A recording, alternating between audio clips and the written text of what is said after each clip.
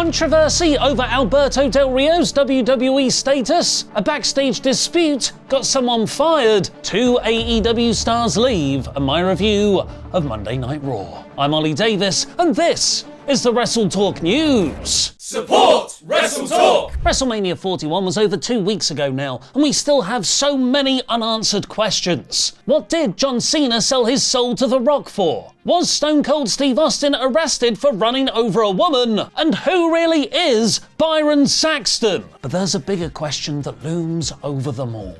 Who would win in a fight between 100 dudes and one silverback gorilla? Thankfully, Scott Steiner has done the math. I see you shaking your head. The amount of stuff I keep seeing about it, it's ridiculous. Let's say you got 100 average men. No weapons, no training, just fear in their eyes and dad bods in their way. Then you got one full-grown silverback gorilla, 600 pounds of pure rage, muscle, and tree-ripping power. Now here comes the math. Out of those 100 men, maybe 25% don't even show up once they see the gorilla. That's 25 cowards eliminated immediately. Then you got 33 1/3% of them trying to talk it out. They're done. Another 20% just stand there frozen, pissing their pants. Now you're left with about 21 guys, panicked, half committed, and getting launched like lawn darts. But what if Big Papa Pump's in the mix? You just tip the frickin' scale. Now it's not 100 men versus one gorilla, it's one gorilla versus the genetic freak. And that spells disaster for that gorilla. Who do you think would win out of one silverback gorilla versus one Scott Steiner? Let me know in the comments down below, with your reasoning. Who do you think? It's gonna be the gorilla. It's Scott. Have you seen Scott Steiner? Yeah, and I've seen a gorilla. I don't think he's gonna win. Unfortunately, late last week, we also got the answer to who would win out of 16 professional wrestlers and one giant corporation. Last Friday saw WWE release 16 talent from their contracts. From main roster talent like Braun Strowman and Shayna Baszler to NXT wrestlers like Jakara Jackson. One of the names released was Riley Osborne, who hasn't featured on NXT TV since his Chase U faction split up back in November, but he has recently appeared on Evolve. Unlike other NXT talent who were reportedly let go due to lack of development or training, Wrestling Observer Radio reported that Osborne was cut for non-wrestling things. There was just, not political, that's not the right word, there were just certain things that happened with him and it kind of led to them taking him off television. He was not cut over talent. Brian Alvarez has now revealed what those non-wrestling reasons were. One of the big things was there are people that they want to go and help out Evolve. And I was told Osborne did not want to go to Evolve and he made it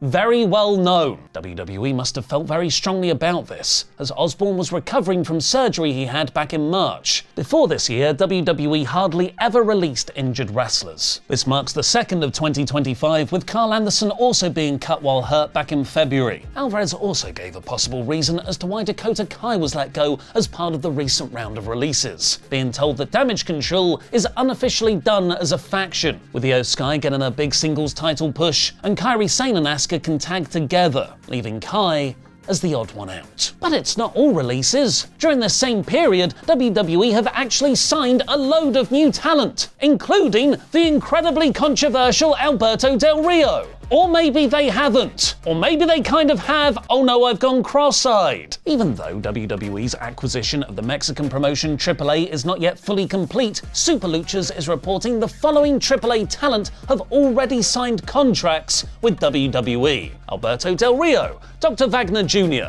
Vikingo, La Parka, La Hiedra, Lady Flammer, Lady Maravilla, and Nino Hamburguesa. This caused outrage online. Not because of Nino Hamburguesa, look at him, he's the best, push Nino Hamburguesa to the frickin' moon. No, the outrage was for former WWE star Del Rio, who was arrested in 2020 for alleged battery and sexual assault, charges that were ultimately dropped. Dave Meltzer followed this up, claiming that Alberto had signed with WWE, before then clarifying that Del Rio won't be a regular on WWE TV. WWE was simply signing AAA talent for their new AAA promotion. Super Luchas then clarified the situation, specifying that the AAA talent aren't expected to take part in US events. Really, these new contracts are just to update the AAA contracts with WWE's various clauses and restrictions. But then Lucha Blog posted, "To my knowledge, WWE did not give Alberto a contract. AAA signed Alberto to a contract when they decided to build the promotion around him for the last year, and WWE will assume that contract when they take over the company. I don't think decisions have been made past that." To which Ernesto of Super Luchas replied, "The AAA contracts are a joke. Any lawyer could invalidate them. WWE is offering contracts backed by TKO and including many clauses that Triple Eights don't account for. Their idea is to sign only around 10 to 12 wrestlers from AAA's current roster. But it's not just WWE who are getting rid of talent. PW Insider is reporting that the Righteous Tag Team has departed AEW and Ring of Honor about a week ago. They had been with the promotion since March 2023, implying that their contracts had simply expired. Before we get into my review of Monday Netflix Raw, did you know we have a video game channel? It's called Control Freaks, so go subscribe to it now.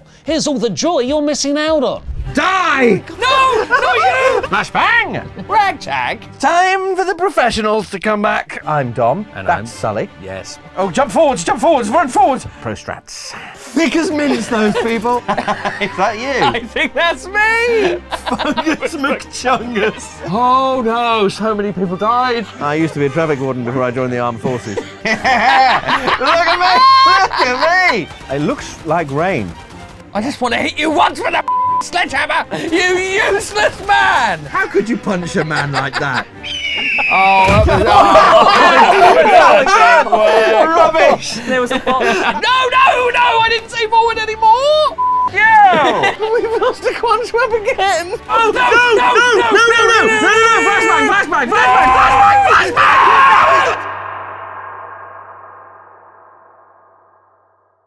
Jey Uso opened the show with his compulsory way too long entrance. Skip 10 seconds, skip 10 seconds, skip 10 seconds. And when his music finally stopped, the crowd chanted, "One more time." This, along with the fans doing the same chant for Bron Breakker killing Sami Zayn last week, is making me hate One More Time. Jey did his entrance again, where I can't tell if his cadence is stylistic or just him being out of breath. But before he could start talking about Logan Paul, another Paul of the Heyman variety interrupted him. As soon as WWE set up their Logan versus Jey feud last week, my mind checked out of the World Heavyweight title's whole pay-per-view cycle. There's no way Paul is winning. It's a weak first title feud, and it makes the championship feel like the fourth most important thing on Raw, as the show's top act, Seth Rollins, isn't immediately going after it. So Heyman's voice made me sit up straight. First, he essentially cut his heel turn explanation promo, saying how CM Punk, his best friend in the world, put him in an impossible position against Roman Reigns, and how Roman, following WrestleMania last year, left him to get beaten up by Solo Sikoa, and when he returned, he went after the Ula Fala, not to avenge Heyman. Yet the fans always boo Heyman as the bad guy, the scumbag. Heyman's performance was so intense, he was able to get the crowd to boo him even though he was telling the truth. Where's the lie? Heyman then set up an incredibly high-stakes night-long narrative, goading Jey into accepting a World Heavyweight Championship match against Rollins in the main event. It was a trap, as Seth had been preparing for this, while Jey has been caught emotional and unaware. Paul explained this strategy to Bron Breakker backstage, not just giving the audience exposition, but also getting across the value Bron gets from being in this faction. He is learning how to dominate this business from the very best. Penta overcame interference from Finn Balor, Carlito, and Chad Gable to beat JD McDonough. JD was angry in the clubhouse backstage afterwards, as it was Finn getting caught by the referee that ruined their plans. AJ Styles entered, having found the doorway in platform 9 3/4, and told Dominic he's coming for his Intercontinental title. Balor said he'll take care of him next week. Grayson Waller didn't want to face a mystery opponent, so he put Austin Theory in his place. Still going with that breakup storyline, huh? Where the surprise was revealed as Sheamus, with a terrible version of his music. He won with a bro kick. Becky Lynch cut a really fun heel promo in the ring, where she somehow said the line, "taking out the garbage," about 8 times in a row. The garbage was Bayley. and she took out the recycling too, which was Lyra. This and Bryan Danielson's old eco gimmick, why do wrestling fans hate recycling? This brought out Lyra, who had some great lines in reply. That she's defended her IC title more times this year than Becky's shown up for work, that Becky broke the glass ceiling for herself but left shards of glass for the other women, but either because Lyra doesn't have the same mic presence as Lynch, or because WWE haven't put the time and effort into making the audience care about their relationship, this didn't really connect with me. Since WrestleMania, Raw has established the best 4-woman main event scene in US wrestling. Io Sky, Rhea Ripley, Stephanie Vaquer, and Roxanne Perez. It's a shame that half of those are kind of NXT stars. This week's combination was Sky versus Roxanne. Roxy targeted Sky's legs, meaning she couldn't fly, so Io had to get the better of her with a technical pinning combination. It was another very decent match, and Perez seemed to shake her hand honorably afterwards, but it was all a setup for Julia to attack Io from behind. I wish Perez had got more wins on TV other than just DQs and an actual loss here. Her act with Julia just feels like a tag filler feud for the inevitable Rhea Ripley versus Io Sky title match. Rusev beat Otis in his first WWE match in 5 years, recapturing the Redeemer physicality that made him so awesome in AEW.